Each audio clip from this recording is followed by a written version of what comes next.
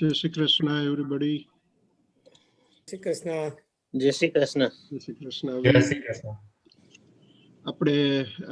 We have 57. We have about 100 people registered, so we will just wait for a couple of minutes. Meanwhile, I would like to welcome you guys. Hope everybody is having a good start of 2021. Everybody's staying healthy, and New Year resolution is still going on, because that is something we have to keep on working on it. And today we are planning to do a business forum series. As you see, it says the series, and the reason behind that is we are planning to have a multiple session of business on a side track compared to Approji normal. We are planning to have every webinar like once a month, and most likely it will be last Saturday of the month.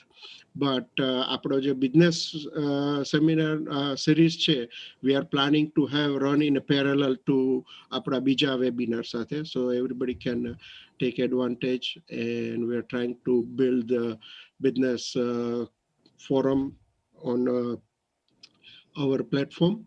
So again, I would like to welcome everybody today. And આજનો webinar Parag Balani, he himself is a very successful business and entrepreneur, and he's gonna moderate that today's seminar, and he will give more information about today's sequence. And we are gonna have like interactive session also. So if you have any question, or you can write it in a chat, and as well as we will take after all these three panelists discussion, we will take a live question also.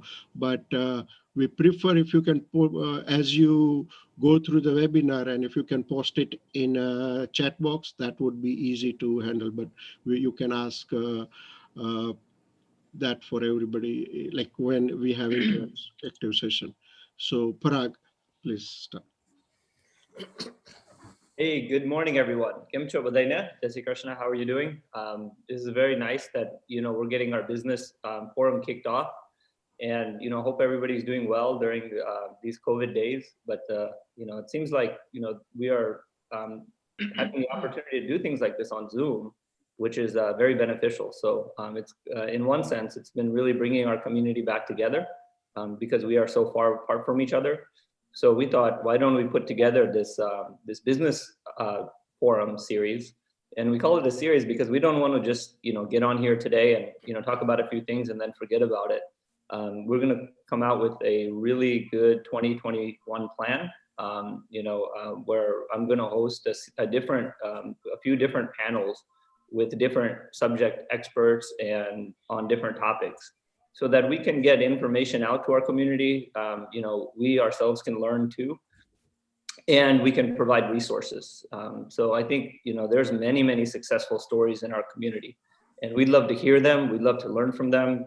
Dushan Kumar, thanks for all those praise, but, I feel like I'm still, I'm still learning as well. So, this is, that's what business is all about. We learn from each other. And that's really why we started. I think a lot of different groups share a lot of business practices. I think you have like Aloha and Api, and even some of the other Samaj like Leva Patel or the Gujarati Patels. And we don't really, have that platform. Maybe we don't like to share, or maybe we don't like to ask. I'm not sure what, but we wanted just to make a connection so that we can benefit from those that have done it before. So I'm really excited. We've got a great panel today. And we've got some really good experts with some really good success stories. And what are the goals? The goals are really, and they will be changing, but the goals are really to help. And it's to help ourselves learn from each other, get updates from each other, or get opportunities.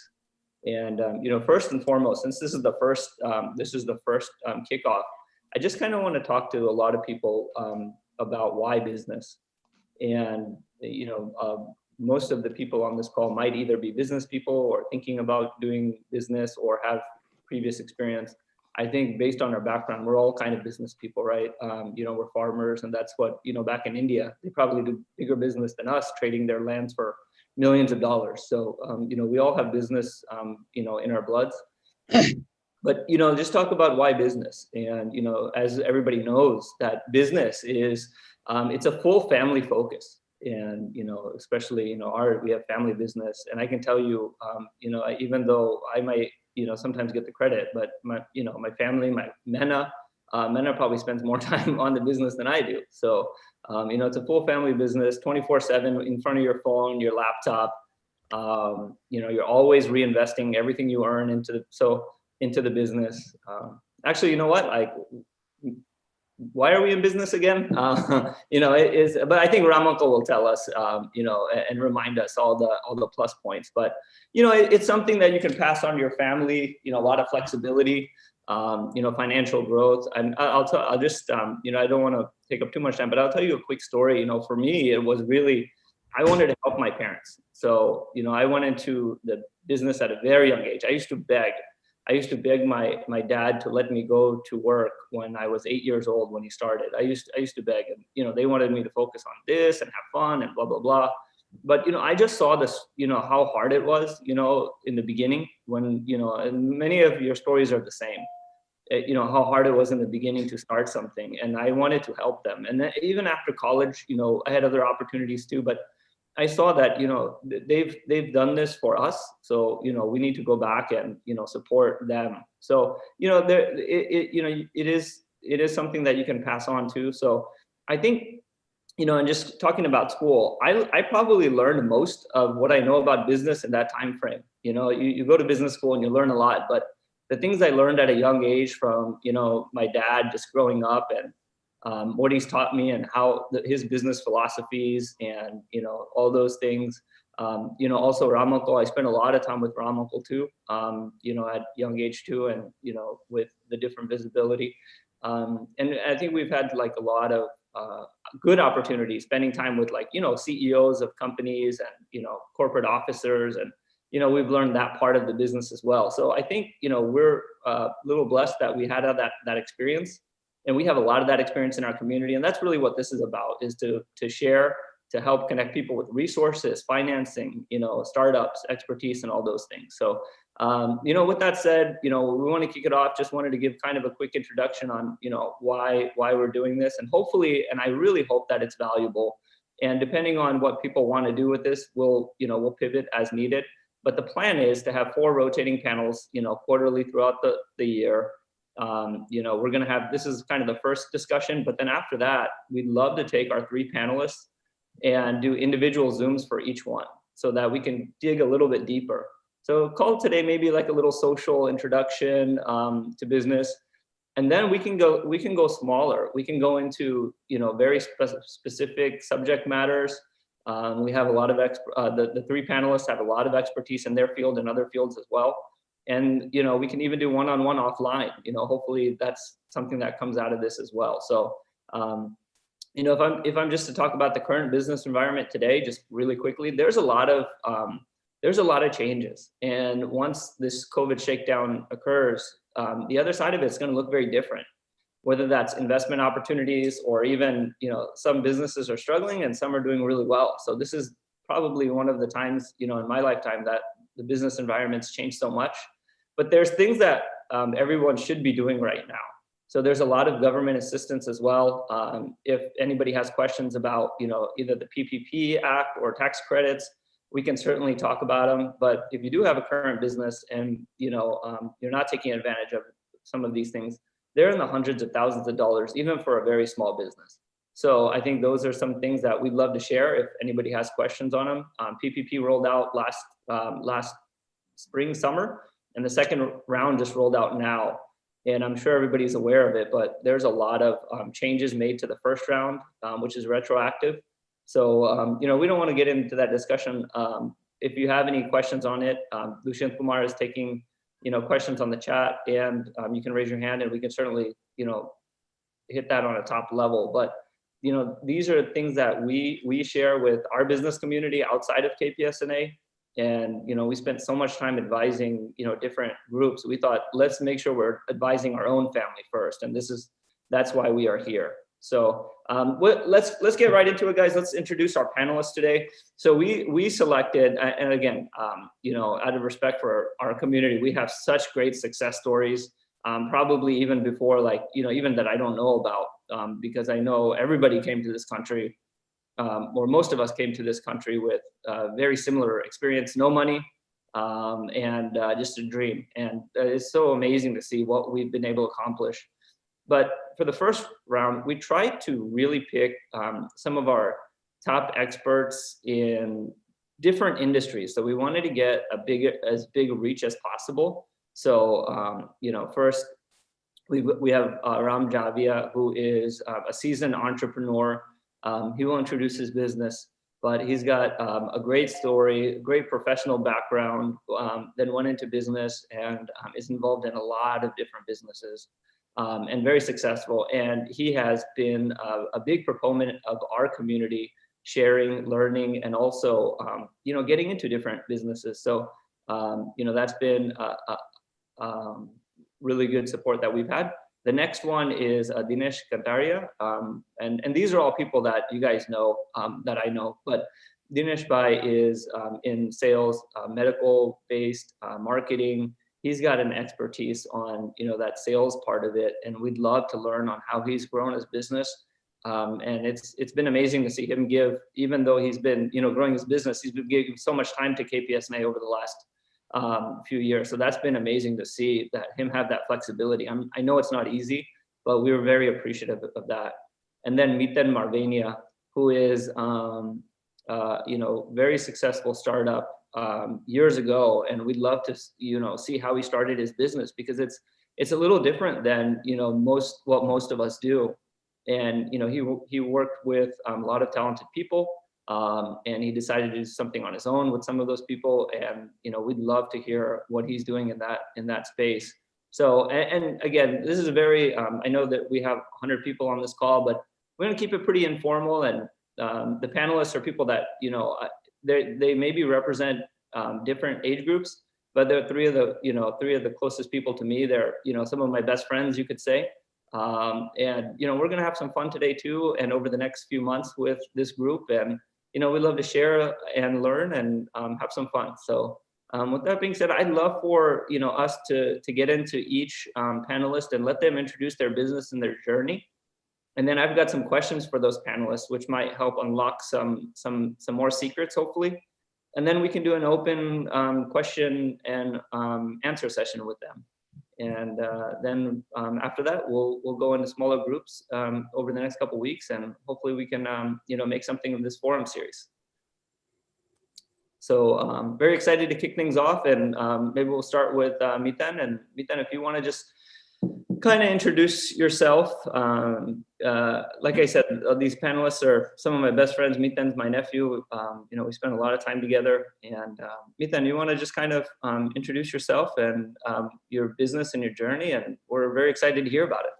Sure. Thanks everyone. Jai Shri Krishna, everyone. So I know this is a business forum, and I know we talked about highlighting successful entrepreneurs, but let me just start off by saying, Parag and I got the spotlight with some of the other folks, but we both were very unsuccessful in our original idea that we had. Both of us wanted to be Bollywood actors. We were miserable, and we failed miserably at that, right? But here we are.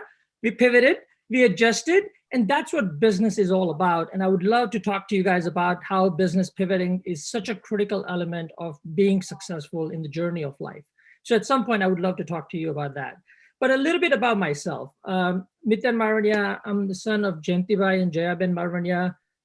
Just to give a little color, my nana is Odojibai Dalsania. Some of you might know him.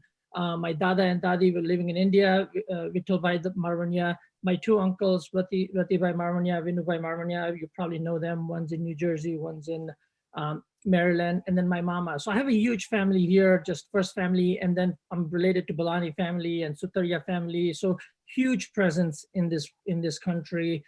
We can't have one gathering because it would be 400 people. So just a massive support system, right? I'm lucky to have that in this country where a lot of people come. I was blessed to have this support system. So that was the first successful story I had is I had blessed to have that. So pivoting from that, I learned a lot from these individuals, a lot of the family unions. And as I progressed through, I went to school in Rutgers in New Jersey, graduated with my background in computer science, and went into IT and cybersecurity. And that's really my domain expertise. I really understand the world of IT and cyber. And over the last 25 years, I worked in various different fields, largely in the financial services. So I work with hedge funds, private equity firms, wealth managers, investment banks, and I really started to learn how the business works. So early on, I worked at a hedge fund called SAC Capital, was in spotlight for lots of different reasons. And while I was there, I found opportunities as I was working with really talented people to think of different ways to capitalize on ideas that you have. In this world, access to money is the easiest thing to solve for. It's the ideas, it's the ability to execute on the idea. And so again, I would love to talk to you about that. But fast forward, I had an idea, I pitched an idea with a couple of my colleagues, and we got the investment, and we started a company in 2010 called Agio. And Agio is an IT and cybersecurity services company headquartered in New York. I'm based out of Stamford, Connecticut. And we grew the company over the last 10 years. In the first few years, our focus was really on driving business growth. Then we did an acquisition. We integrated another company that we bought. Fast forward a few more years, we bought another company and integrated that. So we've done a couple of acquisitions. We raised some more money from venture capital businesses. And now we are really accelerating the growth. Today, the company is about 300 people, global presence, about 5 countries. We have about 300 customers. We are continuing to grow. My aspiration is to give back to the community, help in any ways and shape I can. I'm so proud of this group and then what we've accomplished. And I'm really thankful for having that ability to share this story and help people in any way I can. Looking forward to this, team. Thank you.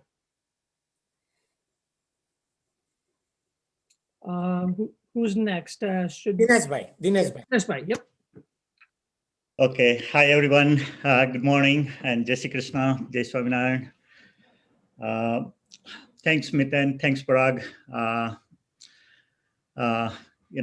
Business. Being a technical person, when I came into this country, of course, as Miten says, the business is like a family. It's not individuals. So many family members have helped me quite a bit to get where I am today. So I appreciate it. And of course, the community, as a large. So let me give you a little bit who I am. Dinesh Kantaria. I live in Fremont, California, in Northern California, where we call the Silicon Valley, since '87. And I did my bachelor in computer here and MBA at the Santa Clara University with the international business focus with the sales and marketing. I went in the business. I started my career working as a technical person in a company. They were manufacturing and design ultrasound devices, where in the hospitals they scan and diagnose basically what's wrong with our body. So with this, I worked there almost 10 years in the various roles, manufacturing, tech support, service, and the design engineer. And pretty much my company got bought by GE, and I had no choice except, if I wanted to stay in the Silicon Valley, I have to find the other job, which is, not that many company were manufacturing the ultrasound in the Silicon Valley. So either I start my own business or, change my field. But at that time, I saw the opportunity because I had worked with the marketing department during this time, and I saw there are so many salespeople. They were kind of selling the wrong device to the wrong customer.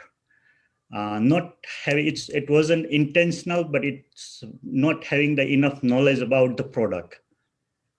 So that really make me think that how about if I can, really educate the customer Because if you look at it, the different clinical specialty, the cardiologist, the vascular surgeon, the OB-GYN, MSK, all of these people use the ultrasound in day-to-day in their life for diagnosing their patient. But even though the device is same, but each device configured differently to get the best, meet their clinical needs. Unfortunately, based on my experience in the working with the company, there are so many good salespeople had no knowledge about the product, and they were, customer being unsatisfied. So this is basically my story. I started the business in '95. I started the operation in India with the 3 direct offices in Chennai, Bombay, and Delhi. We covered basically pretty much whole India, and then we moved to American market here in the domestic market. I partnered with another 2 my colleagues who were the salespeople, so they knew the market better than me because I was a technical person. We grew the business, and along the way, I kind of felt that I hit the wall. Things that I was not enjoying, things that I thought I'm enjoying, I'm doing good, but many times in the life, if you have to do certain things that if your heart is not agree with you, then at that point basically I had to make the decision that this is not what I really wanted to do. So at that time, I looked at my options, and at the 45, I decided to join the full-time MBA course.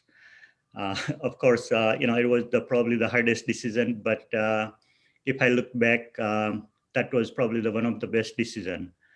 And after finishing my MBA in 2012, I pretty much decided to just restart my own career, what I was, loving to do, which is helping the physicians, helping the customer to, educate them and solve their problems. So this was my strength. And this was basically, I went back, working as a consultant.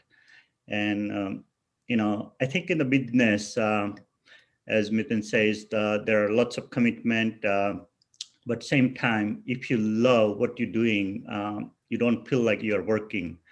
And, many times, I think the owning your own schedule is the important, what I learned, because, business is definitely commitment, ups and downs, but it's a journey that you will enjoy it. And of course, short-term gain versus the long-term investment is the big thing. You have to be, in my own experience, the integrity, the morality, you are creating your own brand. Your customers, your market is watching you always, that how you bringing the value to them. If you doing any shortcuts, people will know eventually, if not today, maybe 6 months later, and you lose their trust. So I think, it's very, very important that we keep our values and, help them the best way. And sometimes learn to say no. Many times, I basically said that, sorry, this is not my expertise, and I would refer to the different, expert. So it's very, very important. So I'll be happy to help, many areas, many, in my 25 years of journey in this business, I think many times going into the partnership, what's important, education, whether, how to find out whether you hit the wall or there is no more options, and, what are the options. So, luckily, like same Miten says, I was really lucky that I have lots of family backgrounds. Panji Bhai, of course, brother-in-law, and my cousin Manu Bhai, Jain Bhai, everybody helped me to along the way financially. So I never had to worry, even though I switched the career, at later age. But I'll be happy to share my experience, and if anything that can useful, I'm looking forward to working with you. Thank you. Okay. Okay. Good morning, everyone. Jai Shri Krishna, Jai Swaminarayan. Miten, for your information, Parag was a Hollywood actor when he was growing up. He gave programs in our Diwali parties. And I also, Miten, I really appreciate you joining this forum. You are next generation, so I'm very happy with that. Like Dinesh Bhai said, and Miten, they shared their experiences. I came to the United States as an engineer, went to engineering college, got my master's degree, and I joined Exxon, largest company in the world at that time.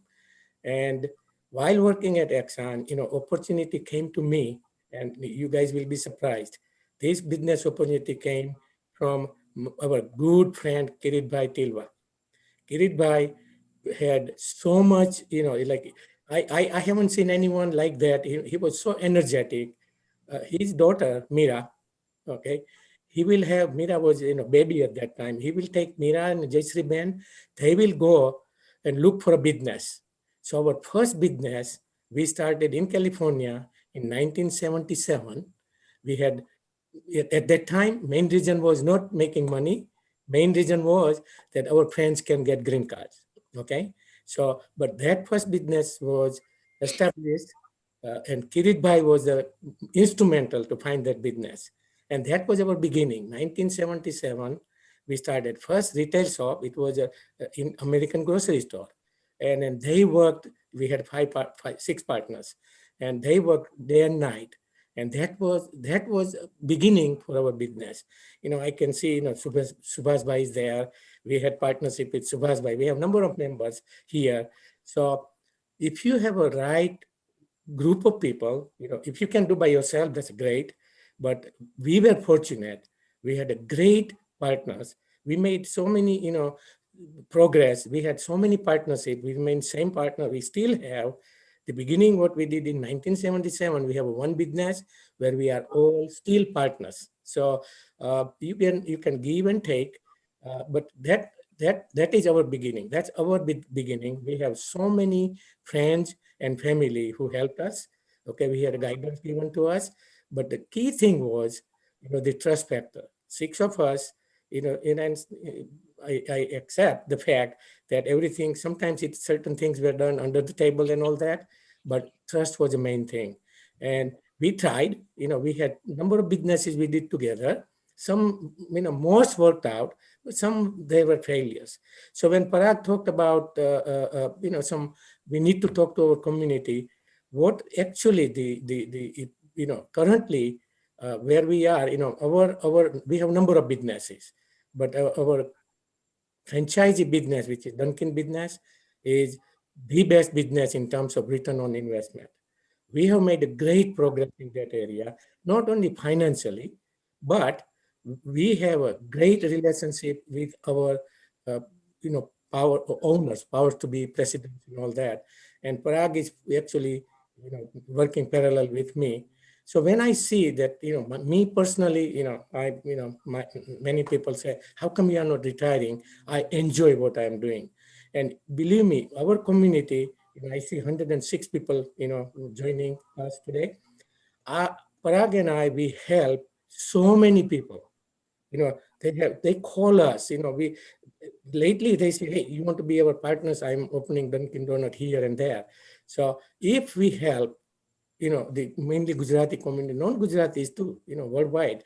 And it bothers me that why can't we, pass on, our knowledge and our guidance to our own community, our KPSNA members, because there are some business opportunities. And then we have a number of businesses, we have a retails, we have a real estate, we have a pharmaceutical business, we have even printed circuit board. We had a prime time circuit board business. Currently it's in a dying side. But point is that you have to try. And then we have so many successful people in our community. And one thing, I think one of those Diwali parties or KPSNA discussions, we said, how come our community member don't call and say, we need to do this and we need a guidance. We need to, we have so many successful people, medical field or engineering field and in any other businesses. We need to, get guidance. I want many of our community members start, and then some of youngsters, you can work. I'm not suggesting you leave your job, but start some business on side. You need to, yes, it is hard work, but it pays off at the end. And then my interest and my personal interest is to guide our community members and then have them start some businesses. We have, and then I would say that franchising businessing, is not bad, but there are so many other businesses. So this is opening, and thank you, Parag, to arrange this. Dinesh and Miten, we talked about it, but let's guide our own community members, because we have, you won't believe it. Some of Miten, your age group, I know 3 or 4 youngsters really in Baltimore, Washington area, in business and making 7-figure income. Okay, so I need to share what we know, and I'm sure so many other business people in our community will join us. But let's start guiding our people, and you start business, and then mostly you will succeed if you work hard. But if you don't succeed, try again. But we need our community to get into business. And with that, Parag, most of people know me because, we have a great organization, KPSNA. Vittal Bhai Kathrotia and myself were the first official body, there we started our KPSNA. And then you guys have grown up so much, that organization. So with that, Parag, we can open up for questions, and then we are open to answer any questions either today or later. Okay. Thank you very much, and please be safe, and we'll now answer any questions. Thanks, Ramokal. And I've got a couple questions for the panel too. And thank you guys for sharing all that wonderful experience. And, it's like, it's from each other that, we've learned that. And I mentioned in the beginning, that's really where I learned a lot of this from. And it's not just, you don't just learn business from business. You learn it from your community. You learn it from, your parents, and you learn it from all these different philosophies. So, thank you very much. Last year, I had the opportunity, not last year, I think it's 2 years ago, I had the opportunity to go to Global Patidar Business Summit. That was in Sardar Dham. I don't know if anybody's been to Sardar Dham in India, but they near Ahmedabad. But what they did was they really created this atmosphere where they got all of the successful Karwa Patels from our Samaj from all over the world, and they got together. And it was so humbling for me to see, and I was in shock. These are billion-dollar businesses, and you see these entrepreneurs and everything, and you don't understand how they grew to that level. And then I went there, and then they asked me to speak. So I was like, why do you want me to speak? I'm like nothing compared to you guys. They were so amazed by our story.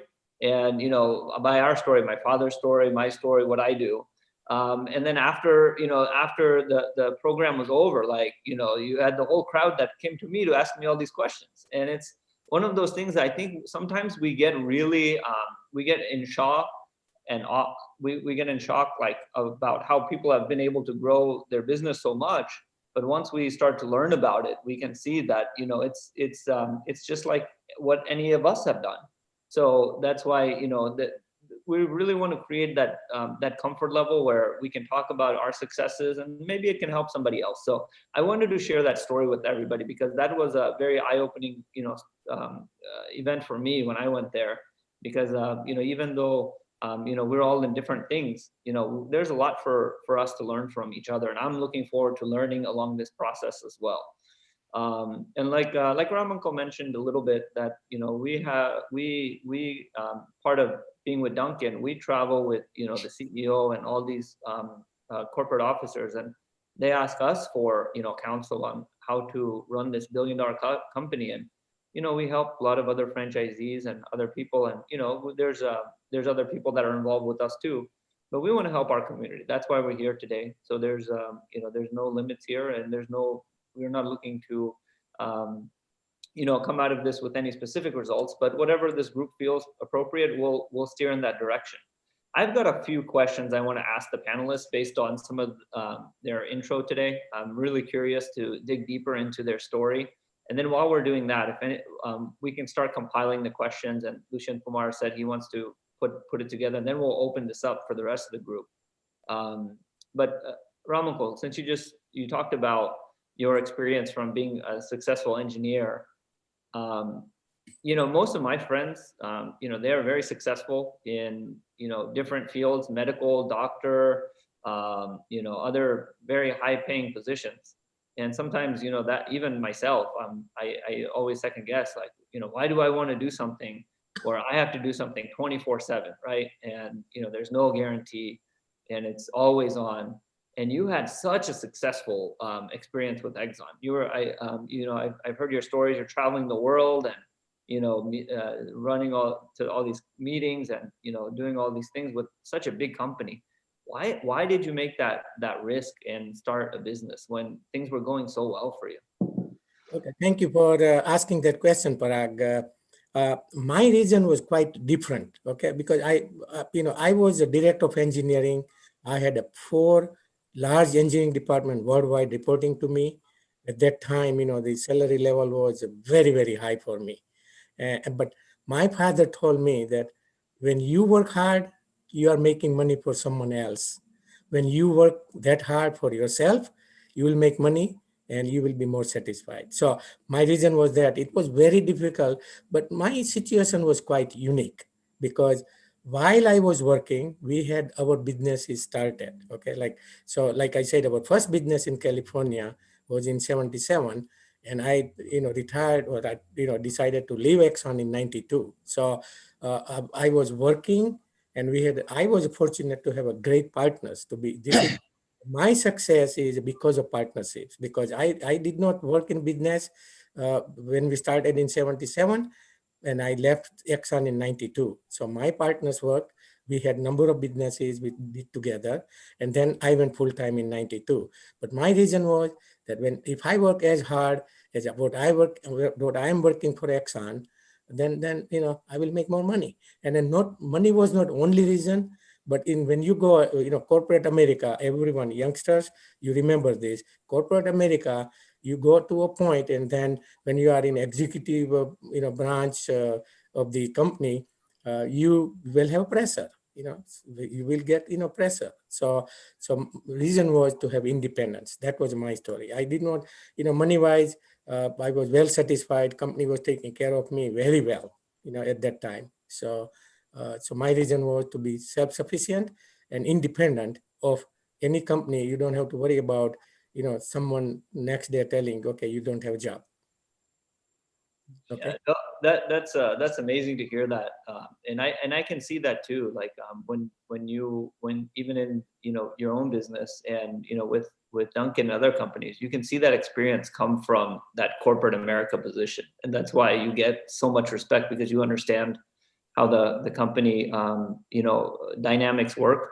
But that's a great saying. I think most of us can take that and remember that you're making money for somebody else, and you should really focus on how to grow your own. And I've heard that from you so many times, and it always reminds me that why we do that. So thank you for that.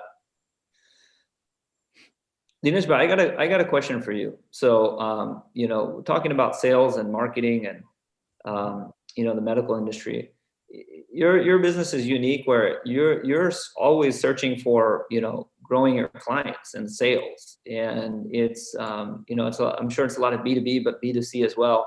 What are your secrets? Because, you know, a lot of us, you know, whether we're in that field or some other field, that's always that big question, right? I remember years ago when Sales Genie came out and, you know, things got little digital and people started going, you know, it became a little bit more sophisticated sales generating. What are your secrets? How have you been able to kind of keep growing?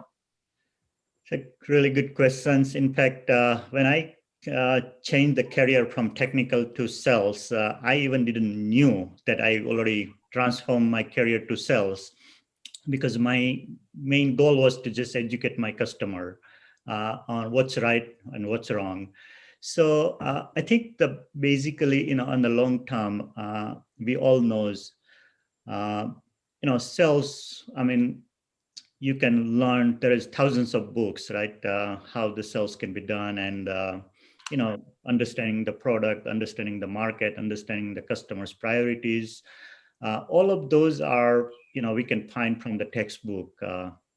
But I think the key is to really helping the customers, you know, and giving the priority like one-to-one, because, you know, my market is a non-hospital market, which is, you know, all the individual clinics, individual owners like us.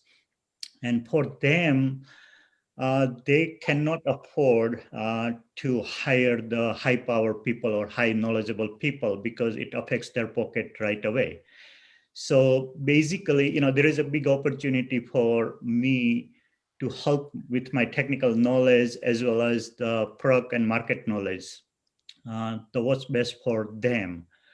So that really working out for me. And, you know, it's amazing that I have a customers since more than 20 years who are with me, and they are still even not just the business, but they are even calling me for their own personal help. Say, Dinesh, can you help me? I'm going to have to move my office. You know, do you have any connection? So these are the, you know, really you go back and look at it, that, you know, there is something that you are doing right, because these people really trusting you. And, you know, that I consider that's like a real asset of the life, that how many people can really trust you, because it's your own brand, and, you know, what you really enjoy is doing it, basically. Yeah, no, that's a great point. And, you know, that goes outside of business too, but that's probably one of the biggest fundamental points of business, right? Is that networking and that trust you develop. And that's how most of these opportunities really come about is, you know, even when you're in business, it's, hey, I've got this bank, great officer, great loan officer, he's going to take care of you. And that's, you can't find that. Or I've got this real estate agent, or I've got this property, or I've got, you know, this business opportunity. Let's go in it. And sometimes we invest in people more than the actual, you know, business. So, exactly. you know, that there's no relationship is everything. Yeah. Yeah. So, I mean, and that's just the long-term focus, right? Like when you get into business, if you're long-term focused, you will have a lot of opportunities. If you are focused on making that next dollar, then you're just going to make that next dollar, right? So I think, you know, I think that's what you see, like, and I've seen that in our community a lot, that people are very open with their heart, and they don't just, you know, it's not just about the money. I think when you really get into business, it's not about the money. It's about just a lot more than that. And then, thanks for that, Dinesh. And then that brings me up, Miten, just kind of something related to what you're doing, just thinking about that long-term focus. Yep. You know, you're pretty successful at where you were, and you decided to spin off and start a new venture. You know, how tough is that? Because that's a big risk, right? Like, you've got to make sure that, you know, maybe your clients are coming with you, maybe your network and your partners are coming with you, and you're going to have that same success. How tough was that decision? Very tough, right? It's never easy, especially when you have a very successful career, right? I was working in this very well-known hedge fund entity, doing really well. The company was trusting me with a lot more responsibility every year. Compensation-wise, I was paid very handsomely, right? So everything was great. There was really no driver for me to leave that company. In some ways, people would call me mad for doing that, right? Like, why would you want to give that up? My thinking and the way I've always kind of thought about this is, you know, my career has been built on solving problems. I'm a problem solver. That's what I do. That's what they hired me for. That's what they were paying me for. And so as I was looking at it, I really was fortunate to be in a position at the right time. And I realized the problem was greater than just what I was doing for that one company. Other companies were also having the same problem, and no one was addressing it.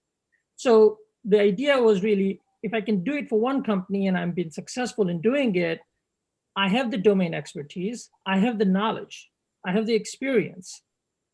I'm pretty sure I can do this for other companies. And that was a bet. That was an intuition that I had in myself. And the vision that this is going to be a problem for other people in the next, call it 2 to 3 years. And so for me, it was a little bit of a bet on myself and the people that I was starting the company with. And we said, look, we're going to try this. We're going to approach the people. We're going to incentivize our businesses. It's not about making money day one. It's about building trust. It's about building a community that's going to really believe in this concept. And then over time, money will come. So financially, it was a big risk, but we had the trust in our ability to be able to deliver it. And the backup plan was, if we fail, we can always go back and work at another company doing what we were doing. So there was an assurance factor that, if I fail, I've lost 2 years, but I can probably get back on my feet and run with it. So huge risk, right? It's not something that I would do today with 2 kids, a family, a house, right? It's a very hard thing to do. But the reality is, like, every business entrepreneur takes a risk. Like, you have to have that in your DNA. Like, you have to be able to understand the situation, evaluate the situation, and have the foresight, meaning think about it from 2 to 4 years. In that first year of company that I formed, I was going to Oklahoma Monday, flying back Friday every week, right? That was a commitment I had to make. I have a very simple saying called inputs equal outputs. In business, it's very important. What you put in, not just money, time, investment, energy, focus, right? That's what's going to drive the output. And the biggest thing as a business owner I've learned is teaching and coaching. Your business is not going to grow into something big just based on one person, you, right? It's the mass, it's the collective effort. It's the people you're going to hire. It's the people that you're going to work with. And if you are coaching them, if you're teaching them, if you're really enabling them, now you're creating what I call X factor. And that X factor is basically multiplying that by 10 times, right? We call it the force multiplier. And that's how businesses scale. The death of a business is not because it's not good, because it can't scale. And over time, you get tired of it, you get burned out, and you don't have the energy and the love and the passion that you had 10, 20, 50 years ago, and no one is there to carry it. When it comes to money, I always like to say, I want to make money when I'm sleeping. If I have a business that's making me money while I'm sleeping, I build it the right way. The framework is there, right? And so there's lots of different things that came into play, but going back to your first question, Parag, of how risky was it? It was extremely risky. But at the same time, I had the assurance on myself that, look, if I fail, I can probably go back and get a job. And I had built that through the network. So again, touching on Dinesh and Rambhai, like building your network, having that trusted surrounding where you can pick up the phone call and say, hey, I need a job. And they might not give you a job, but they might get you an interview at some place. So I had built that network, right? Type of thing. Yeah, those are great points there. Parag, I like to add, what Miten is talking about. And then, Dinesh Bhai said that there was a lot of family help, and friends and family. I think, we can start where, let me share my experience. 2 things. First of all, anyone, whenever you go in business, you have to have a solid support from both sides, you and your wife, okay, or husband and wife. You need to have a solid support. Success will depend on how well you work together. Because in some cases, wife may not like what you are doing. And then, so our success is definitely based on, our second half supporting fully. The other thing, like, even if, Miten, you mentioned this, you started, you had a good job and all that. I made sure, that anyone in my family, both sides, Nimut's side and my side, if they wanted to do business, I encouraged them. I said, okay, here is seeding money, okay? And 50, anyone who was in that category, I said, start business. 50% did not succeed because they were not built for business. Okay. There are some currently, both sides, they are doing very well. Okay. So everyone is not cut out for business. We need to make sure that we understand. But once you know how to do it, and then Miten, you talked about, management skills and all that. Okay. That comes very handy because you want to make money based on your people, work. They work for you. Okay. So we're talking about beginning. How do we start? Okay, you can start. That's what this forum is about. That we cannot tell you that you will be overnight millionaire. Okay, we will provide our experience and guidance as to where do you start.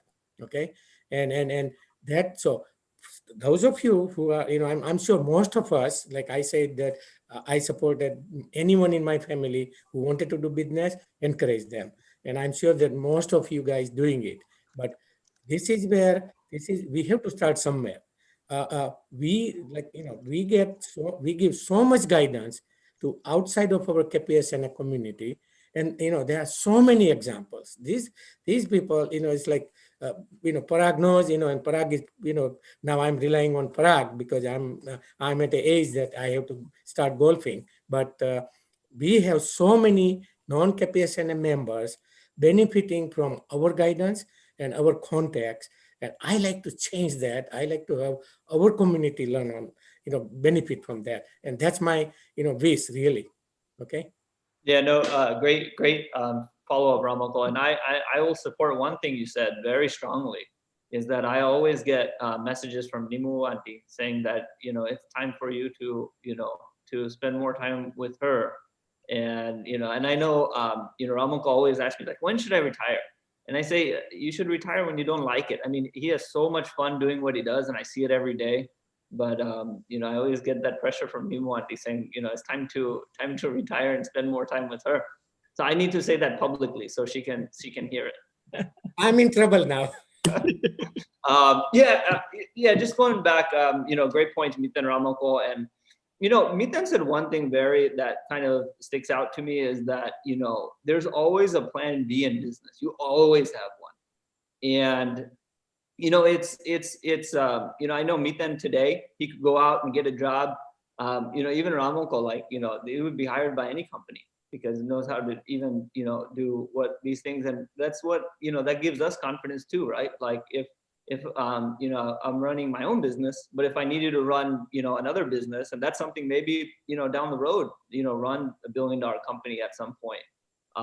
You have those expertise, you learn those things throughout business. So you always have that network and, those things. But Miten, just going back into the input, the time, money, and passion that he spoke about is, we all, sometimes in business, we come to a point where, we're making enough money. And I think APRA community, for our group, we have our requirements and our needs are pretty low. We don't have private planes generally, and we don't, have yachts and things like that. We don't have much of a requirement, right? So, at some point, and I've faced this many, many times, is like, hey, things are going well. I don't really need to get out of bed anymore. But then we go back in and we start, something different, we reinvest in the same thing, and it almost feels like a startup again. And then, the first 12 months, 24 months, you're like, why did I get into this? Everything was good. I was making it up. Like, why did I get into this spot? That happens. And I know Dinesh, like, you've done that a couple times, right? Like, you've gone back and went back in and jumped right in. Like, what was that like when you switched? I mean, what were the keys and how did you make that decision? And what were your keys to success there? Because that's a tough decision, I think. It is. And I just wanted to give you a little bit, as you said, that once you are comfortable in financially secure and you ask the question that, why do I need to get up in the early morning and, hustle? Because you really don't have a reason to make more money. So at that point, in 2012, I decided to retire and, join the NGO in India. So I went, at that time, my parents used to live in Rajkot. So I went to Rajkot, I spent lots of time with them and I explored, and same time I spent lots of time at the KPSNA. monitoring all the projects. So it was kind of one of the time it kind of resetting myself. And then, in a couple of years, I kind of missed what I used to do. Like I missed my customer, I missed my colleagues, and I came back and I started, but now I kind of limit myself because things get really busy, and one of the things that expanding the business is a kind of catch-22. If you expand, if you hire more people, and company goes big, then you get more busier, and then again you ask the question that why I'm doing it. Do you have any reason? Because you have to have a reason to do that. Yep. Of course, you have to like it, but same time, if you make big money, what are you going to do with that money? Yep. So it's a trade-off of your money versus the time. Can you use your time better than your money? So this is the questions we all face in some point of life. And that's where we all have to make the decision that how aggressive you want to go or how slow down you want to make yourself.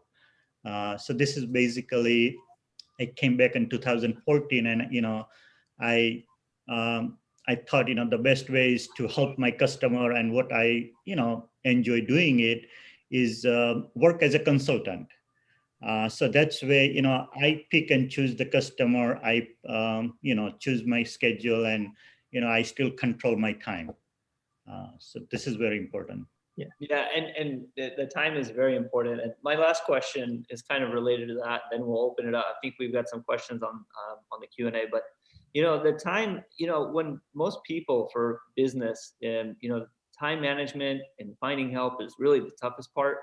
I'm blessed that we have a full family to support us in our business, and it was there before I got involved, and it's there now, and it's very helpful. But outside of that, outside of the family support, you need also you need people around you. And I think that's in our community, that's the hardest part, whether we're trying to expand our location or go into something else. I think typically we have a tough time, letting people, do things because, we can do them better ourselves. I think that's what really limits us. Ramakul, you deal with a lot of management. How are you able to, manage these different businesses when you're not there all the time? Like, I'm sure when you had one, it was hard. Your first business, I'm sure was hard. You had to be there all day, every day. How'd you go beyond that? How do you find people? What you do is, you make sure you hire right people, and then train them, and then trust them. And then sometimes, and then that, some of the businesses we are in partners with, the general managers don't work out, you have to make quick decisions. So, but that train them and then have a faith in them, trust in them, and monitor. And then some businesses we said that, okay, employees, they are indirect partners, like in a cash business, what do you do? So you say, okay, they are indirectly 10% partners. So, you look at, sometimes you look at that way, but main thing is hire right people. Yeah, and that's good. I think you have to keep the big picture in mind if you want to do and if you want to grow. Well, these were amazing, responses, and I think I learned a lot too. And there's a couple more questions on the panel that we want to get to, but why don't we take like a quick 2-minute break while we're compiling those questions? So there is I saw just one question: how do you balance your time between business and family? That is very challenging. If I tell you anything different, then I'm lying. It is tough in the beginning. There is no family time. Just in our case, like even when I was working for Exxon, Nimu took care of love and Kush. I worked hard, very hard, traveled and all that. So in business, there will be some compromise of family time in the beginning. Yeah, I would add, Ramakul, so times have changed a little bit, which has made it easier. With the with the growing trend in technology, you can combine your business and your family life together and inclusively bring both of those together. That's what I had to do, right? So when I'm reading an article about cybersecurity, my daughter's sitting next to me and we are learning together on that, right? And so I get to do my homework and she gets to learn a little bit as well, and we get to spend time. So I think and technology evolves, right? We are all from our home right now, right? And having a great webinar. So I think today things are getting a little bit easier in terms of being able to kind of bring the two lives together versus keeping it separate. And that is an awesome, awesome opportunity for entrepreneurs and business leaders, because it makes it easier for you to do that now, right? 10, 20, 30 years ago, it was hard. You had to go somewhere. You had to leave your family at home and go somewhere to do your business. That's no longer the case.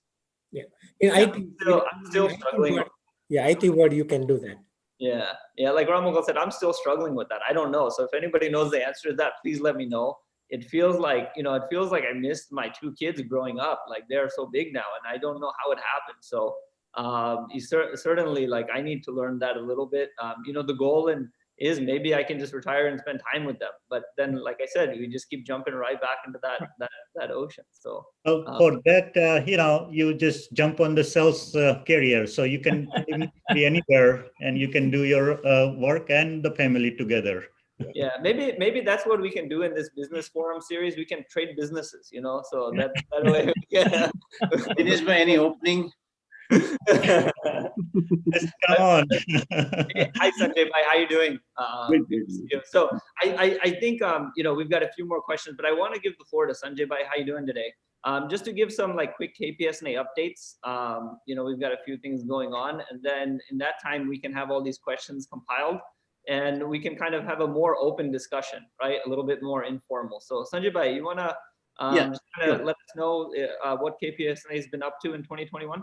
Yes, definitely. First of all, thank you, Rambhai, Dineshbhai, Miten.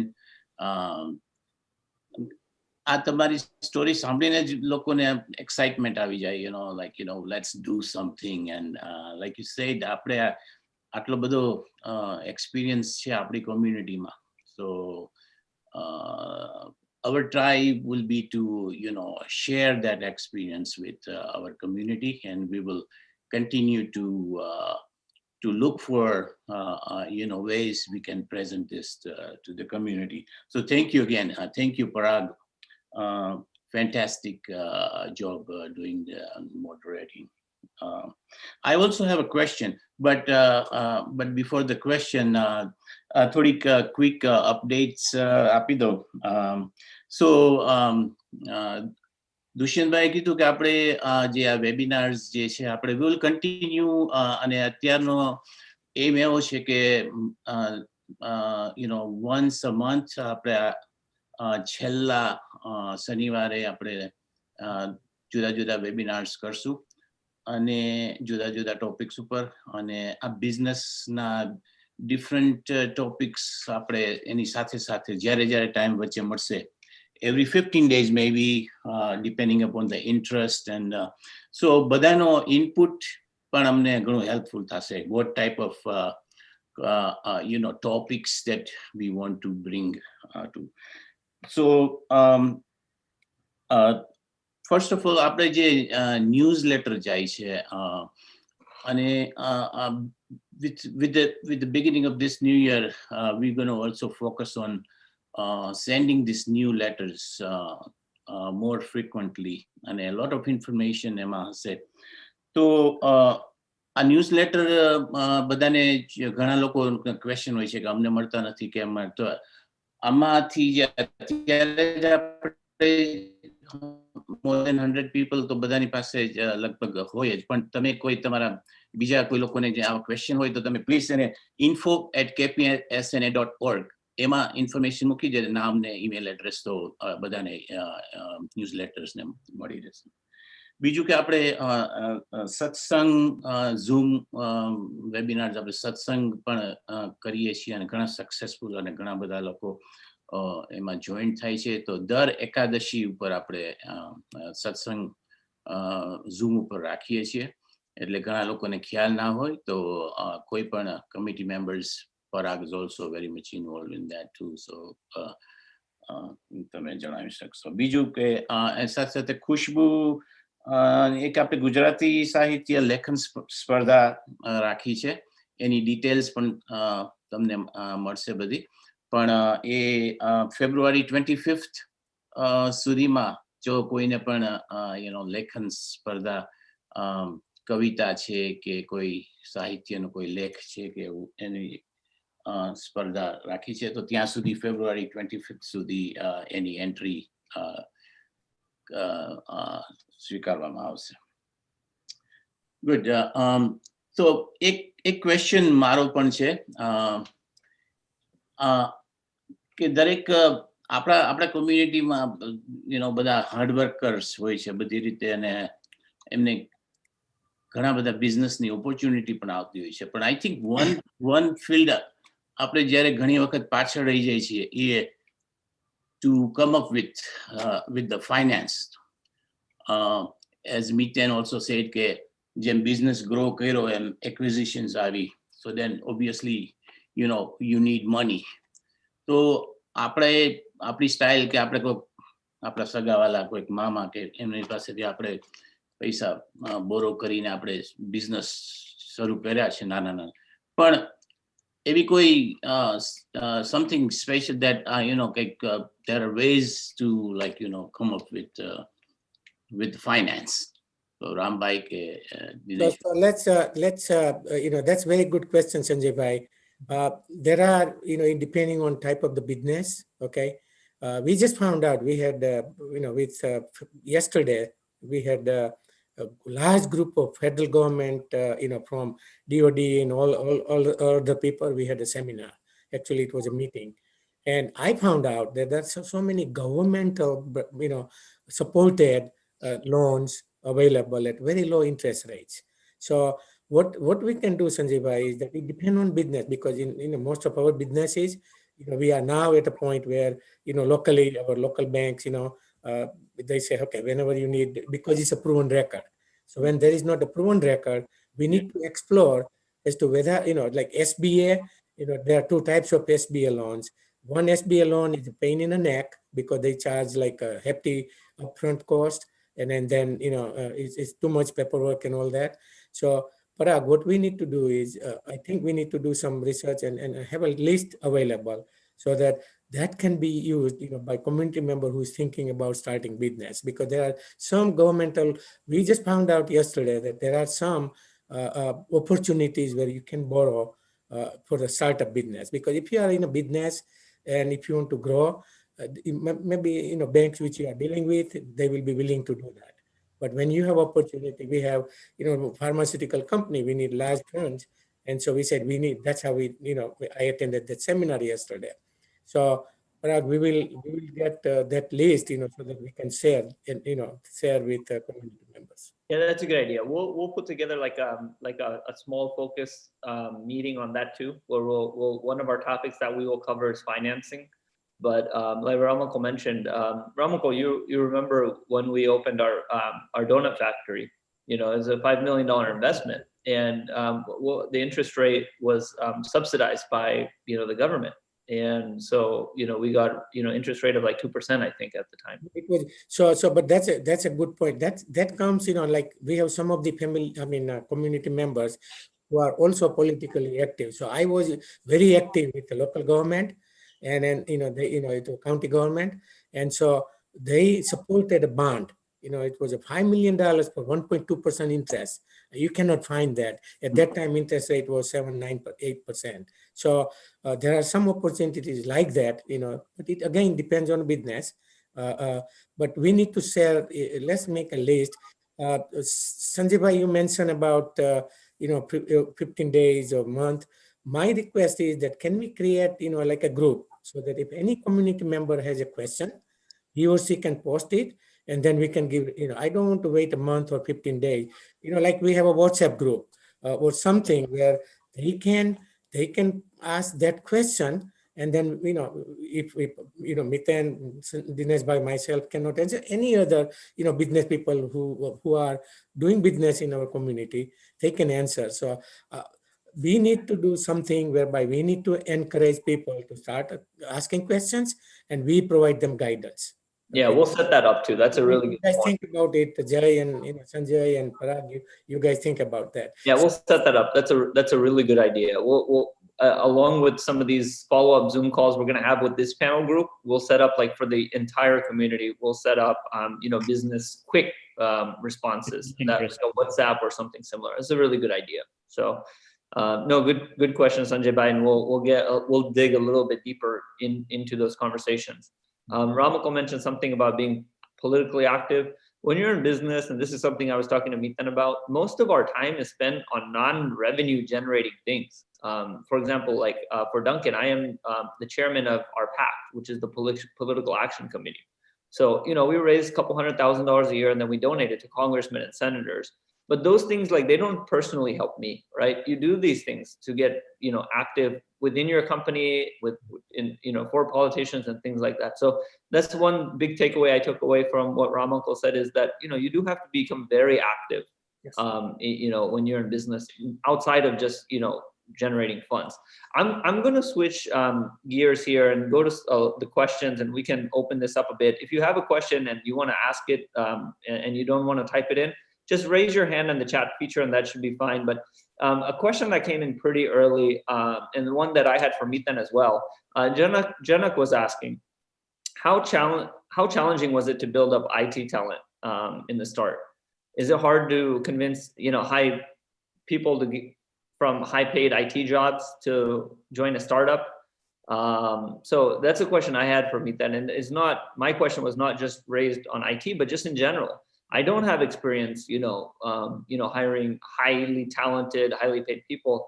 How'd you do it? Because without that, you can't start. Yeah, no, it's a great one. Talent management. As a business owner, you're going to spend about a third of your time on talent, whatever talent means to you, right? It could be staff that's working the front lines. It could be staff in IT, because that's your core input, right? That's going to drive the outputs. And so it's a number one thing that you have to do, and you will learn over time, right? You don't have to be an expert day one in it, but you will learn over time. For me, when we started the business, it was probably the number one thing I did, and it was extremely hard. And so what we did was we realized that the best way for us to attract talented individual is to have an alignment. Like, they need to be aligned with us in the mission, the vision that we have for the company.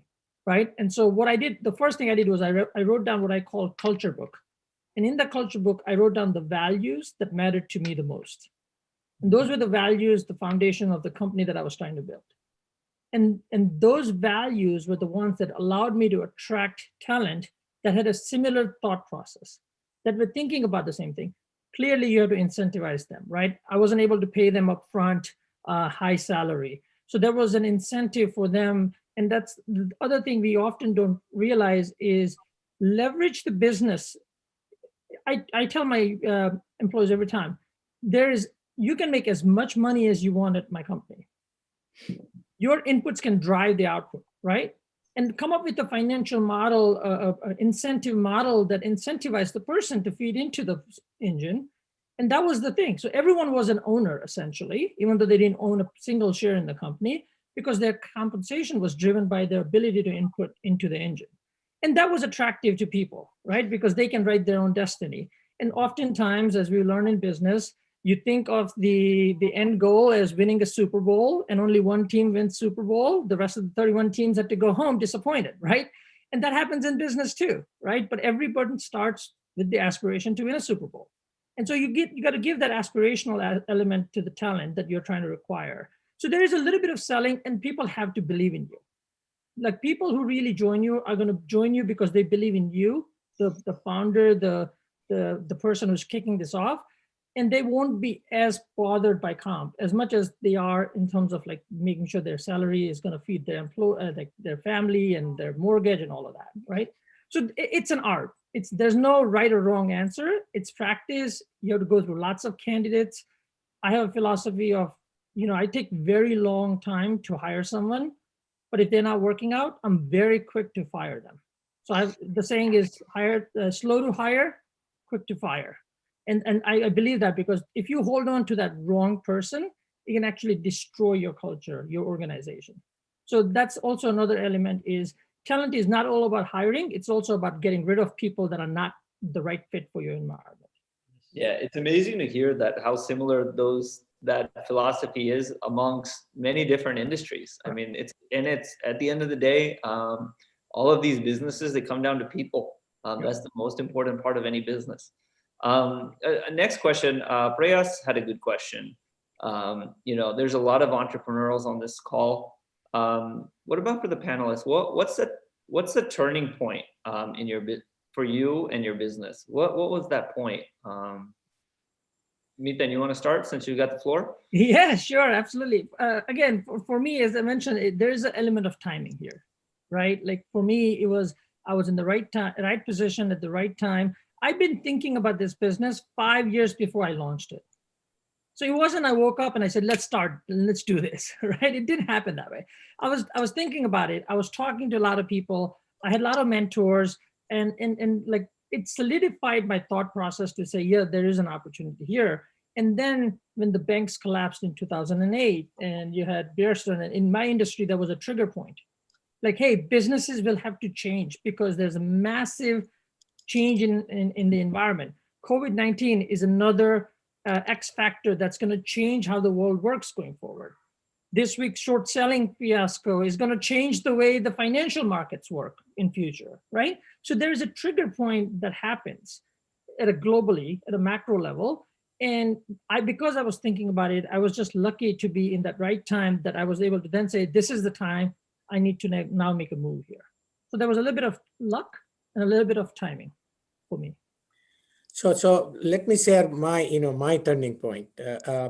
While I was working as a professional engineer, I set my goal that when I achieve X number of years X age, I want to be independent, and I want to do my business after that, achieving that year.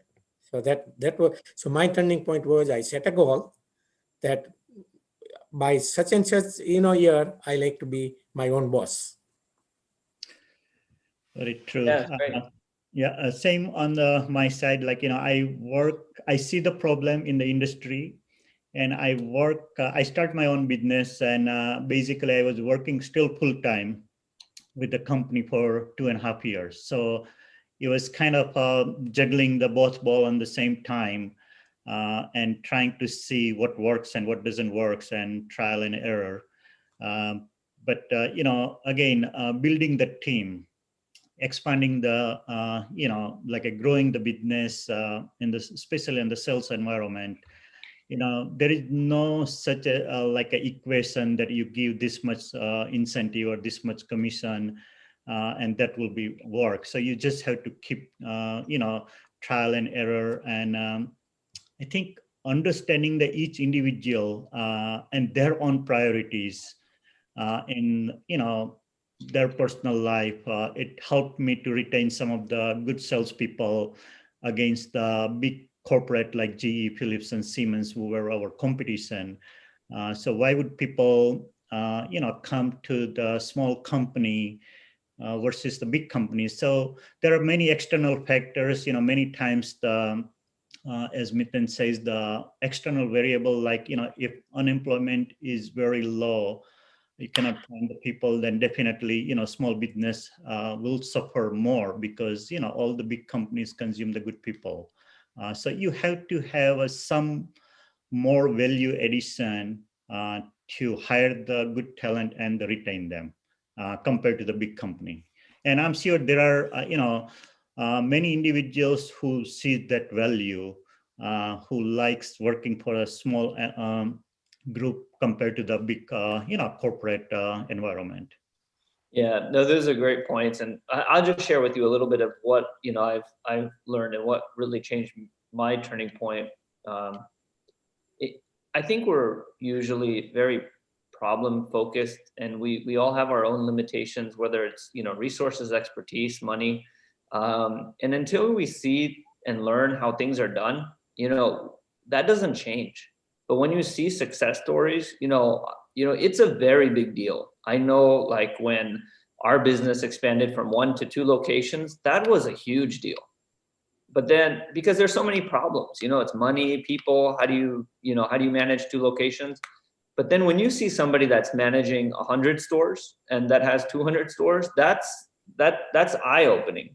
So you start to meet these individuals that have been successful, and you see that it can be done.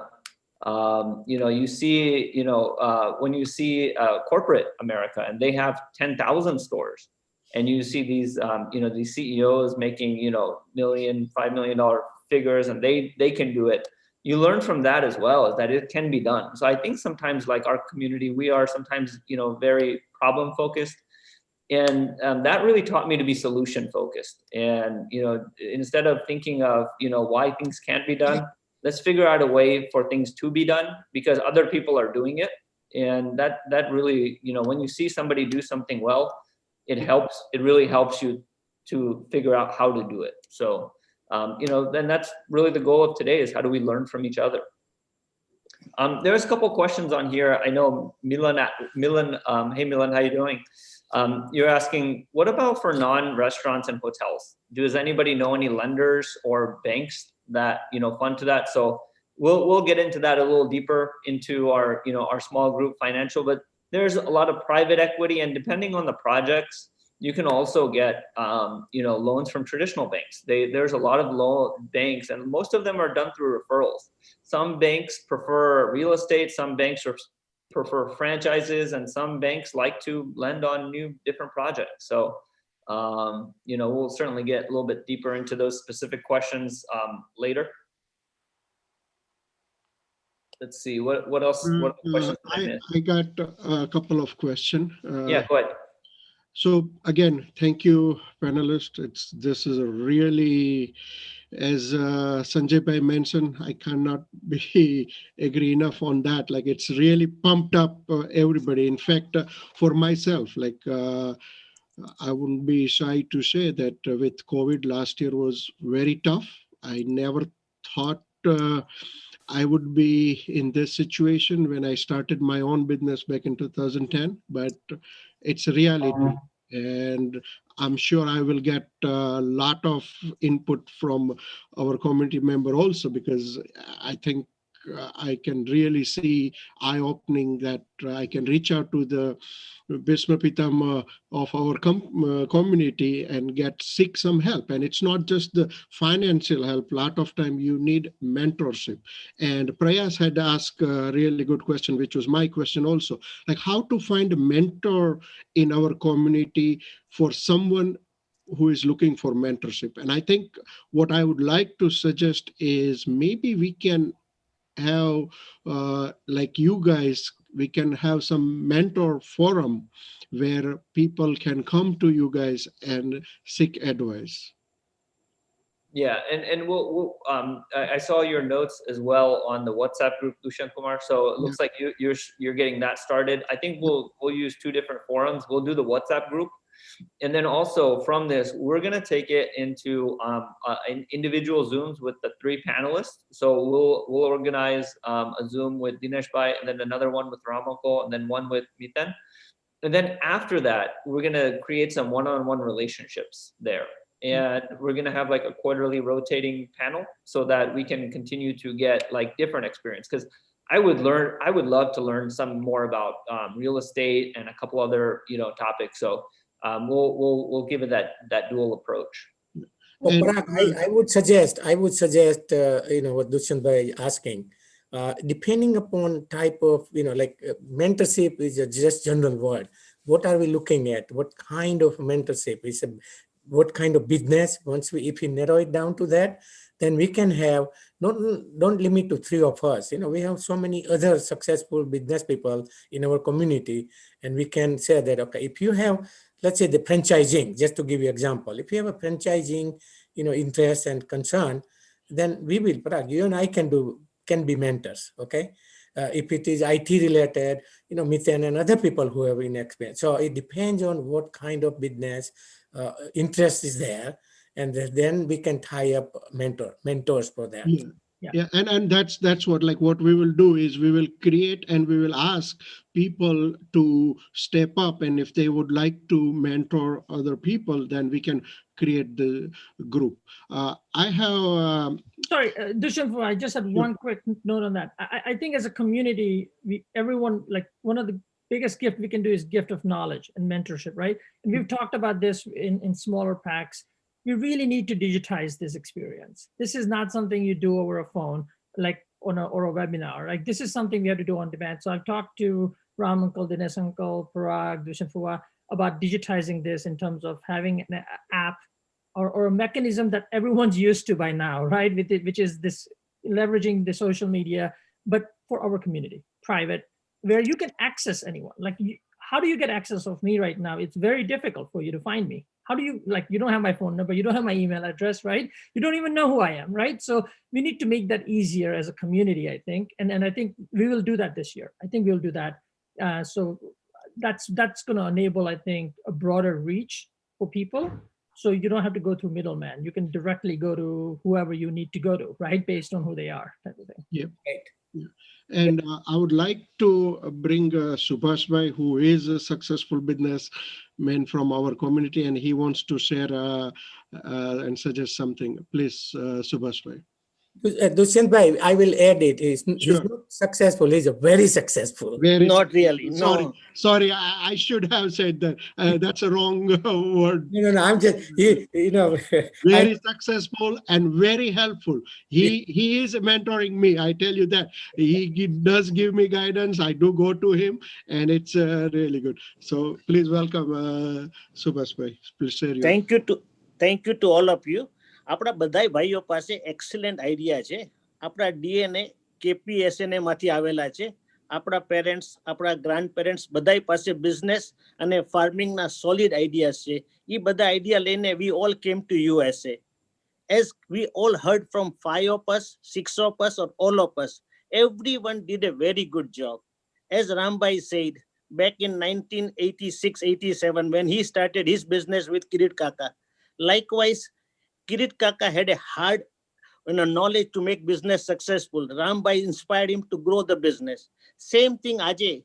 107 people આપણી જોડે છે, and maybe more are also hearing indirectly or directly. એ બધાને business કરવો છે. જેમ કે આજે મારી ઉંમર એ એજમાં છે કે કોઈ પણ એક્સપિરિયન્સ આપણા બધા ભાઈઓ યંગસ્ટરને આપી શકે ને, તો જેમ શાર્ક ટેન્ક છે એમ KPSNA ટેન્ક થઈ શકે. એમાંથી જે 50 ભાઈઓ બહેનોને ઇન્વેસ્ટમેન્ટની જરૂર હોય, આપણા ભાઈઓ બહેનો એમાં જોડાય. 50 પાસે આઈડિયાઝ હોય એને આપણે નર્ચર કરી શકીએ.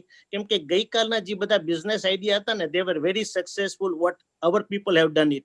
But now with digital world changing, virtual world is evolving, technology is evolving.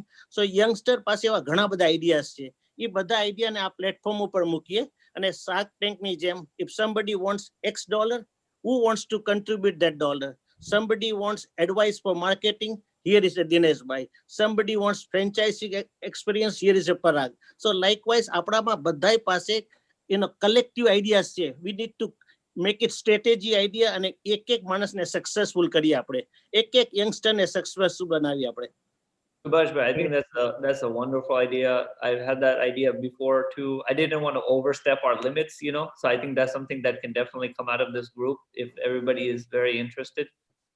But I love your passion, and I appreciate all those words, and if that's what the group wants, we'll certainly be happy to do that. I think Ram Uncle alluded a little bit. We do that outside of our community. We can certainly do that here too. So beautiful work. Parag, we talked about some good action items. So who is making note? Dushyant bhai, are you making a note of what action items we are talking about? Miten talking about? Yes, I will make. I'm jotting down some of the ideas, and Yeah, we've got it. Yeah, we got it all. Also, આપણે આ બધું recording પણ થાય છે એટલે. We are recording also, and by the way, this is on YouTube live also. We had about 20 people on YouTube also.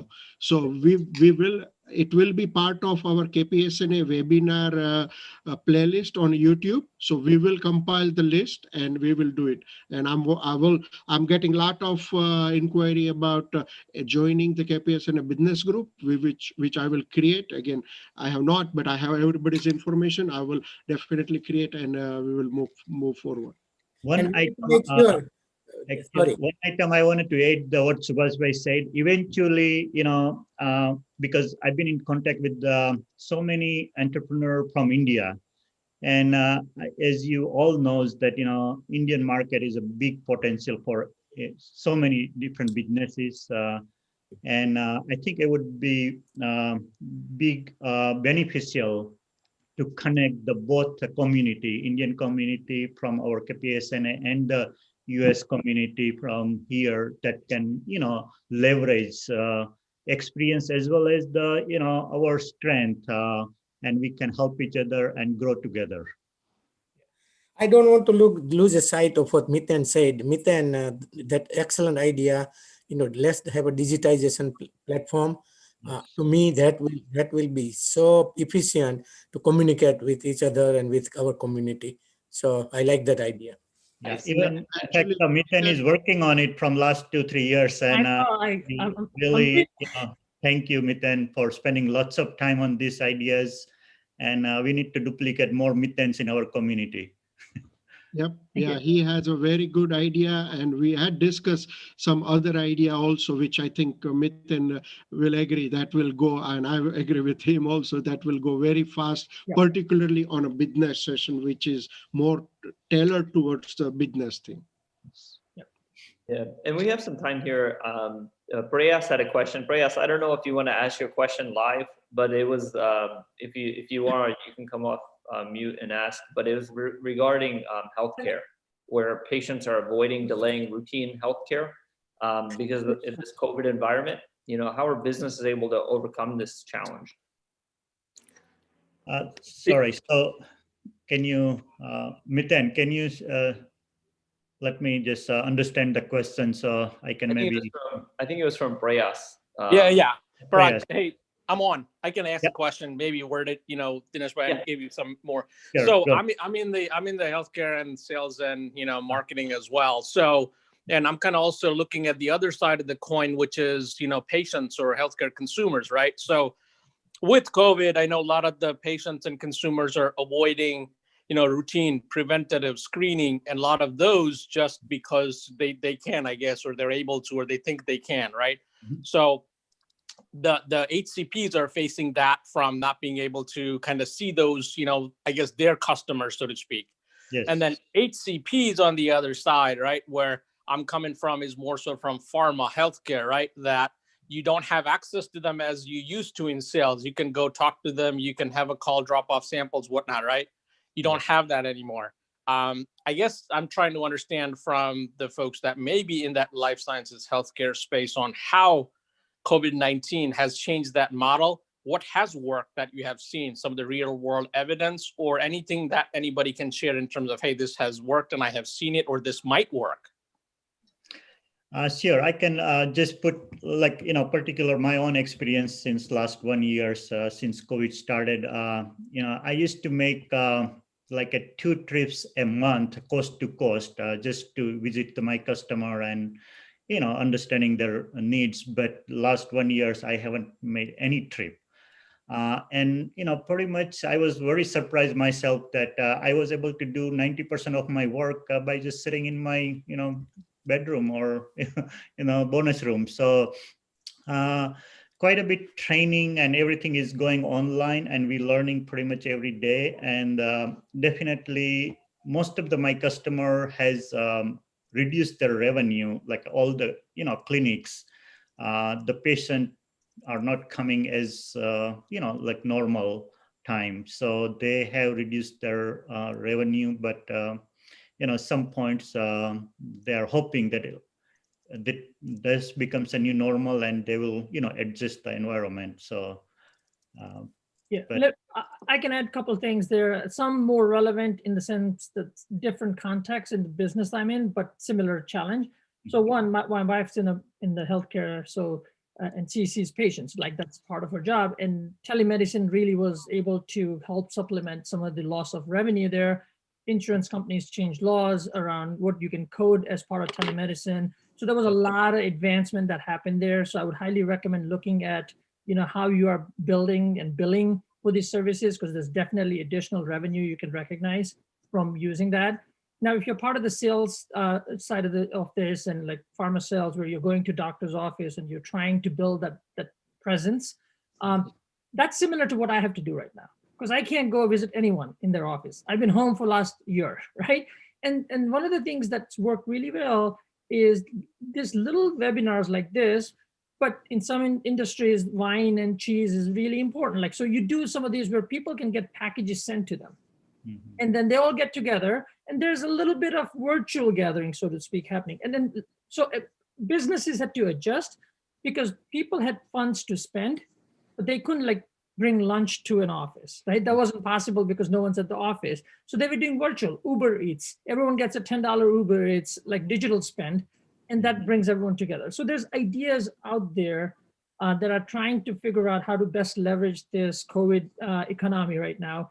Hopefully in 4 or 5 months it will change, but there's ways to go around it for sure. Yeah, that's great. Great feedback, everybody. Let's see, we have one, I think Priyanka had a question about, hi Priyanka, how are you? About how to secure meetings with bigger, more established companies, for startups. Maybe Miten, you can answer that. How do you get these the big meeting that that can unlock so many opportunities? Yeah, no, that's the hardest thing to do, right? Is get in the door for that first meeting. It's not easy, right? There's no secret sauce here where you just pull a plug and it comes through. Network. You want to go have a meeting with the company, look at the resources you have available. LinkedIn is an awesome resource for that. Go to LinkedIn page for that company, look at people that are connected working there, see how you're connected. You might not have direct connections, but you might know somebody who knows somebody who knows somebody. And you have to navigate that chain. You have to get yourself in the door through the connections. That's probably the most secure way for you to get that meeting. Second is you just have a product that people want to buy, right? But that's a hard thing to do as a startup because you don't have any proven entity yet. So it's really the networking. I have to do that right now. I do about 10 calls a week where it's all about networking. It's all about kind of getting into the conversation with somebody who knows somebody who's going to then introduce you to somebody else, right? So it's that networking is such a big element of expanding your horizon and then kind of continuing to navigate through that. Can I ask a follow-up question to that just because you touched on it? Sure. So hi, everyone, by the way, long time no see. I just asked a question because we actually do have a proprietary product that we're trying to sell, which is why I'm asking the question. And so that being said, though, it is new, it doesn't exist, right? So how, I guess, maybe this is more of a one-on-one question, but my question is really just how do we get more people to know about it, because we understand the importance and why it would be beneficial for many real customer base like businesses. Yep. But it doesn't exist, so people aren't necessarily looking for it. So it's like that catch-22. So that's why I asked the question. No, it's a great one, and I'm happy to follow up because I'm not sure if everyone's going to be relevant to that conversation. Right. But yeah, there's tools available for you to be able to talk about it openly without giving away your secret sauce, right? And protect your IP. And so I can definitely work with you and help you on that. For this group, the simplest thing you can do is there's something called non-disclosure agreement, NDAs, and you get people to sign the NDA, which allows the protective, all the information you share, it becomes confidential and protective at that point. So your IP cannot be stolen. But sometimes you want to just talk about it without people signing NDAs, right? And so you still need to be able to articulate the message of what you have built and what the value of that is. And that doesn't need an NDA. And so that's all about messaging, creating a presentation, elevator pitch that can talk about what problem you're trying to solve. And essentially you build a solution, like Parag mentioned, to that problem, right? And so that's the important messaging that you need to kind of come up with. Thank you. I would like to add into that one also. I think if you have some unique idea, I would say it's very well worth to look into spending some money for patented. Please do We have patent. a patent pending. Okay, that's great. But again, for in general, if you have some idea, please patent it. It's yes, there is a cost, and but you have to spend money, because once you spend money, that's what this is my personal experience, because now you spend and invested into that, now you have desire to run, and you have to at least recover that, and that will be one of your driving force also.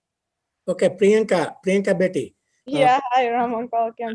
Are you looking at directly selling to to large company, or so you are trying to sell it to large company?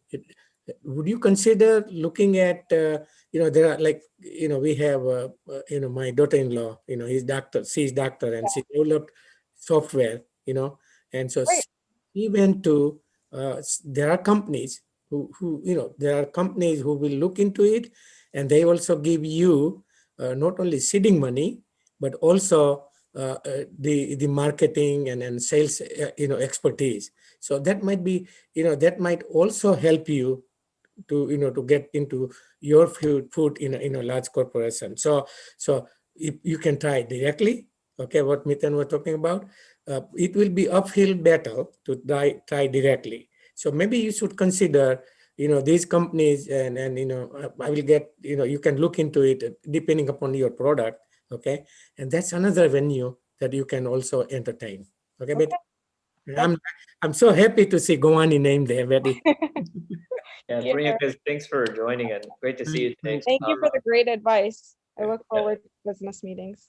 Well, Priyanka, like I encourage you to join the startup smaller Zoom, and we can dig a lot deeper into this topic. So we'll get some good expertise there. So great, thank you. We are approaching almost 2 hours. So yeah, I've got one more question here that I want to get to, and then we can maybe close. Dushan Kumar, you said you had another one too. There is one more question. Go ahead. I will go after you. Okay. Hey, Angat, how you doing? Good to hear from you, buddy. I think Angat had a question on, and you can ask it live if you want. But there you go. You're off mute. Yeah. No, I would love to. Hi, Pragway. How are you? It's good.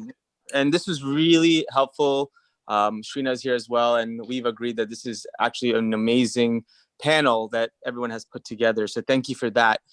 One of the things, I have friends who are entrepreneurs, and one of the things they've always stressed upon is you have a product that's great, but how much money are you willing to put into marketing? We live in an age and time where marketing and advertising is more important than ever. So I want to know a percentage of what percentage of your business do you put into marketing, and how important is that for your return of investment? Yeah, so it depends on the industry, I think. I'll tell you, like Dunkin' is such a big name. You would think we don't have to market, but we spend 5 to 6% of every single dollar that comes into marketing. That's hundreds of millions of dollars every year. Miten, you wanna take a shot at? Yeah, I can. Hey, Ankat, thanks for asking. It varies. And there's no direct answer. I would say it also varies in the stage of where you are, what you're trying to accomplish, right? So early on, we had to spend a lot, but it was more around brand awareness than marketing. And there is a nuance, there's a difference, right? Like I wanted the people to know what Agio, the brand is of my company, versus just result in a sales. Like there was no sales aspect to it. Later on, as I matured as an organization and I have a sales team, then the marketing's focus shifted to being lead generator. Like their whole job was to go get me leads so that my sales team can then capitalize on that lead and convert that into revenue. So when you're at a stage where you're trying to generate leads out of your marketing engine, I've spent roughly between 3 to 5%, but that's, again, my revenue is pretty big. So 3 to 5% of that revenue is pretty big. Generally speaking, what I say is I want my marketing engine to be paying for itself. That's how I look at it.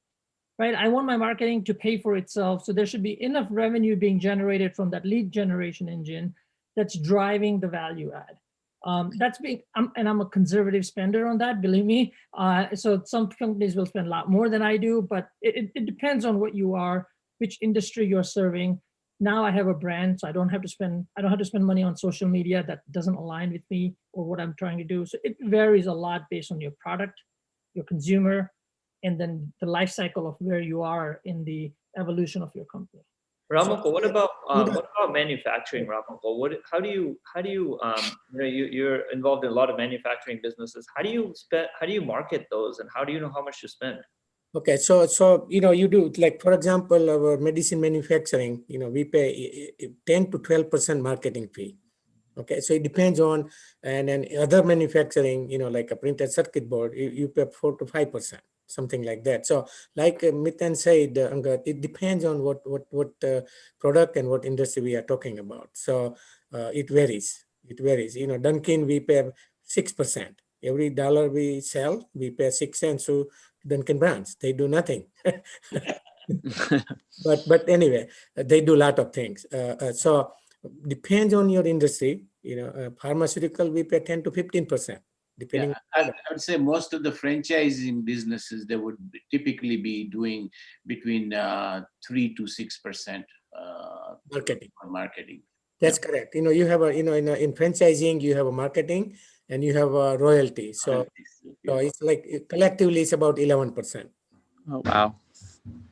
Okay, well, thank you for that information. One thing I wanted to add on our business is basically like we market others' product, like a GE, Philips, Siemens, you know, so we are their channel partner. So we used to spend pretty much like 5 to 7% promoting our own name. But then we realized after so many years spending this money that we are not really creating the value for ourselves, because we are promoting the GE name or Philips name or Siemens name because that's their product, because we are just their channel partner. So now we got a little bit more clever. So when we sign the contract, we have them commit a certain percentage of our marketing budget. And instead of promoting our own name, we just promote their name. Yeah, and you see that a lot. Yeah, you see that a lot today with partnerships, and even within your own distribution channel. Sometimes you can co-market, or even have, you know, you see some of these brands on billboards. They spent the money for the local outlets too. So there's a lot of co-marketing opportunities where you can get other people to market your product. So, you know, great response. Hey, Angad, Srina, good to hear from you guys today. Just on that one note, there is marketing funds available, like Dinesh said. Like, if you're using third party or partners, they will give you money for your marketing spend. So that's a great underutilized resource that oftentimes people don't know of. Yeah, so, you just have to ask. Yeah, you just have to ask, correct. And to add to that one, like we are partner with one of the cybersecurity team, and if they are not giving you direct money, they will host the event and they will take the expense hit and everything. So that is the really good, and it's a very easy to ask. And sometimes you don't get it unless you ask. So keep asking those stuff. And while you're talking about the percentile stuff, I have another question, which is on a similar side. Like, how do you look by this percentage distribution, looking at the education, experience, finance, and fortune for that? Like Dr.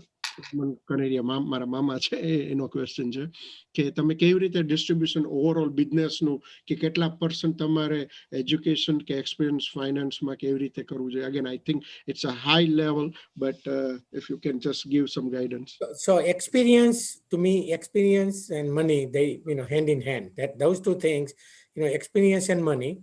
And I would add there one more thing, Dushyant, that is a courage. You know, you have to have a courage to get into business. But yes, experience plays a great role. And then of course you have to have money. Yeah, thank you. But एक request છે મને, ભાઈ કયો માં, દુષ્યંત જ ખાલી કયો. By the way, like, you know, in a franchising, you know, when you pay a marketing fee of 5%, you actually get much more than that, because then, you know, it is a national. So in our case, you know, in Dunkin' case, whatever money we give in marketing, we get more than that in back. So it is good, at least in franchising. Dushant Kumar, you think we can wrap up the questions here? It's been, yes, I think that's all I had a question. I think thank you, everybody. I am sure by looking your response, it's everybody enjoy. And again, I have everybody's information. I will create the group and I will add everybody. Hopefully we have to move our group to some bigger platform. And again, we will definitely work with Miten because Miten has some great idea and one great platform where we all can connect business point of view as well as we can have outsider connection also. I think Miten, this is the time to work on that hard. I know we talk and Right, not right. that much interaction, but I think so I'd like to add one comment. આપણી community કોઈને પણ એવું લાગતું હોય કે they can share their experience or their views, please let us know and we'll make sure that one of these events they can. We're going to, Sanjay Bhai, that's a great point. And I think this is this is a good Going start. by education. Hey, going by, how are you? Good. You go ahead first and then I'll wrap up. May I have a 2 or 2.5 minutes, please? Go ahead. Share something. Go ahead. Okay. આજની મિટિંગમાં ખૂબ મજા આવી અને ખાસ કરીને તો જ્યારે મારી જાનમાં 11 જણા હતા ને ટોટલ, એમાં રામભાઈ ને એ લોકો 3 જણા હતા 1976 માં. એટલે બિઝનેસ વિશે આપણે બધું ઘણી બધી વાત કરી અને મારે તમારી સાથે એક શેર કરવાનું છે કે anybody have heard this name, Toastmaster International? Yeah, I heard it from you, Govinda. Okay. I have a very good suggestion for each and every one of us. Either you are a businessman or not. Atyare on online you can go virtually meeting or it's a Zoom meeting once a week, 1 hour. And freely you can join few meeting and you will learn from among yourself, that club member, how to present yourself better way. And not just for your business, for any kind of communication. If somebody said, somebody father passed away and તમને કહે કે ભાઈ રામભાઈ તમે બોલશો બે શબ્દો આના વિશે, અથવા તો કોઈ લગ્નનો પ્રસંગ હોય કે કોઈ બર્થડે પાર્ટીનો પ્રસંગ હોય, unlonely, then they don't find anything and you say, okay, I'll take care of that part. That will teach you. And may accidentally I joined this club 18 વર્ષ પહેલા. હું કોકને લઈ ગયો તો ઈ ના આવ્યા ને હું અમારે ગયો છું. એટલે just open your website, Toastmaster International, અને તમારી દરેક જગ્યાએ આખા વર્લ્ડમાં ફેલાયેલી છે આ. અને તમને આ બે માહિતી તમને શેર કરું. તેમાં આપણા જે ઇન્ડિયાના જે સ્ટાર્ટ કર્યા પછી ઇન્ટરનેશનલ ઓર્ગેનાઇઝેશનના પ્રેસિડેન્ટ થઈ ગયેલા આપણા CEO કે જે કયો આવા ધુરંધરો તમને આની અંદરથી જોવા મળશે. અને I will share one thing that like forget your lines. How you can survive and strive in your mind goes blank. Any situation, you will be prepared if you join this club. Just among learning by yourself. I highly recommend for the leadership. Doesn't matter to make money, but to present what you have. બધાયના મનની અંદર સારા વિચારો અને સારા idea છે, પણ તમે present કરવાની અંદર આપણે ઘણી બધી મુશ્કેલીઓ થાય છે. એટલે just open whenever you get time, and right now we have plenty of time. So just look Toastmaster International and you will find all information you need. I highly recommend each and every one of us who would like to be a community member, community leader, or good person to communicate, please at least try for a few weeks. You don't have to pay anything. Once you decide you would like to join, fee nominal $43 a quarter or something like that. It's not any kind of just to handle this expense. So please, so that's why you in your speech you will not have a or it will be totally disappear and you will have plenty of time.